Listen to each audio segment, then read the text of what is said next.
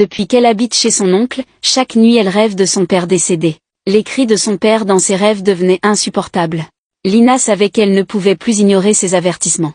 Cette nuit-là, elle se glissa hors de sa chambre et suivit les murmures étouffés venant du sous-sol.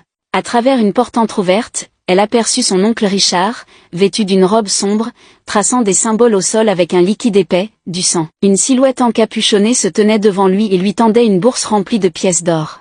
Le dernier sacrifice t'a apporté 10 ans de richesse, Richard. Qui sera la prochaine offrande, gronda l'étranger. Le cœur de Lina cessa de battre un instant.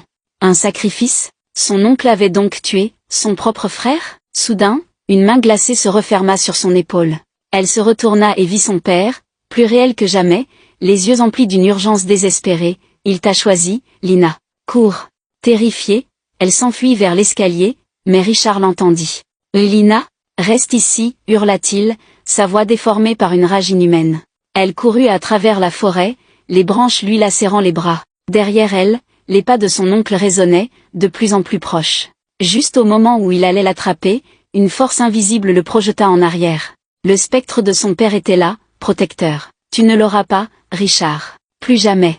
Un vent violent s'éleva, et les flammes jaillirent du manoir, engloutissant tout. Lina, en larmes, regarda la maison brûler, son oncle hurlant à l'intérieur. Quand le soleil se leva, il ne restait que des cendres. Dans sa poche, Lina trouva une vieille photo de son père et elle, heureux.